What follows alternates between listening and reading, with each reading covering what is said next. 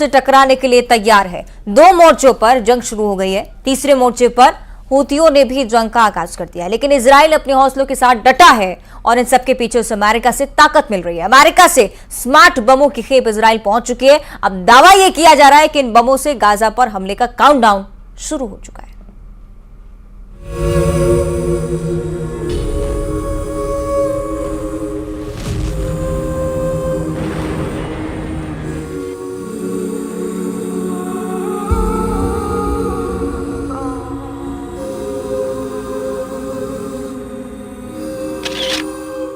तस्वीर number 1,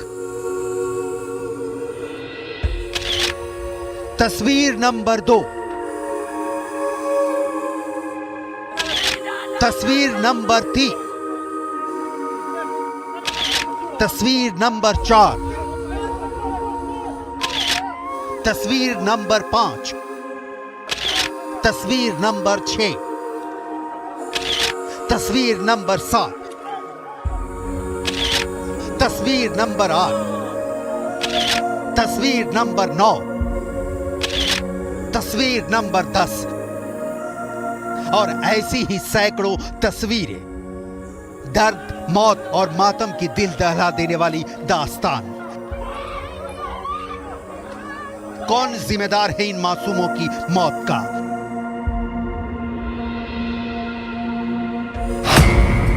Hamas, Hezbollah, Iran, Syria, मिस्र, तुर्की, Israel, America या कोई नहीं या सभी? कौन जवाब देगा?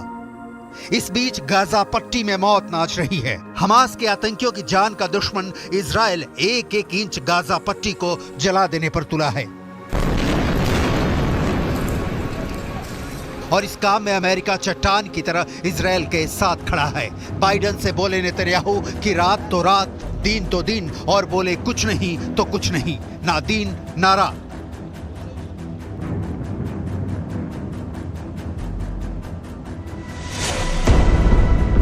उदाहरण के तौर पर आपको बाइडेन के एक विशेष बम के बारे में जरूर जानना चाहिए, क्योंकि इसकी विनाशक ताकत ने गाजा पट्टी को जैसे रक्त कुंड में तब्दील कर दिया है। बाइडेन के बम से गाजा पट्टी में रक्तपात। अमेरिका की शक्ति इजराइल के इस्तेमाल से गाजा तबाह और बर्बाद। इजराइल ने जो बम फेंका उस पर अमेरिका का नाम। स्मार्ट बम ने गाजा पट्टी को मटियामेट कर दिया।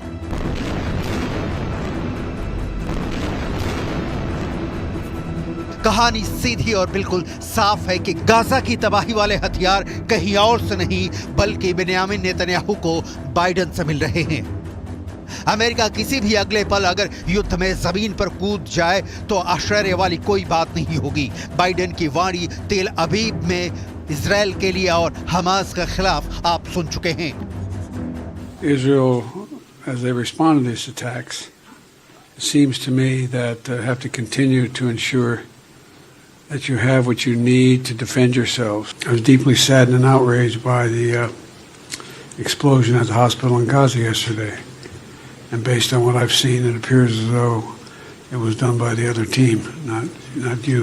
They're committed evils that and atrocities that make ISIS look somewhat more rational. ये बहुत क्लियर है कि अरब देश चाहे जितनी शक्ति जुटा ले, एक होकर भी इजराइल को हरा नहीं पाएंगे, क्योंकि सुपर पावर अमेरिका उसके साथ है।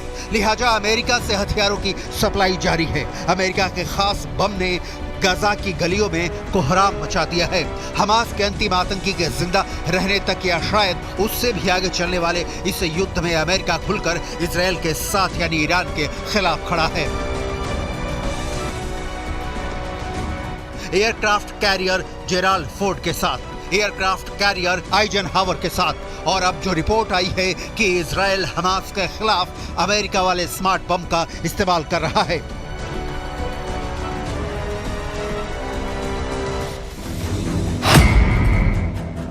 ये स्मार्ट बम क्या है?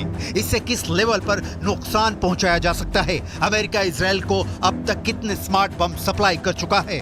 बाइडेन के स्मार्ट बम ने गाजा में अब तक कितनों को मारा?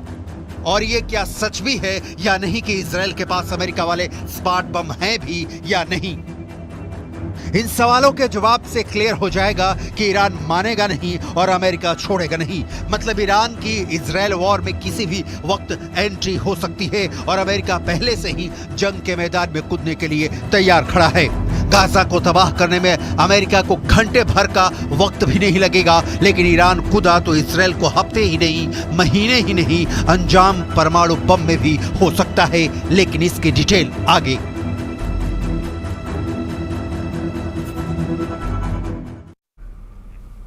और इसी के साथ बुलेटिन में इतना ही। देखते रहिए न्यूज़ 18।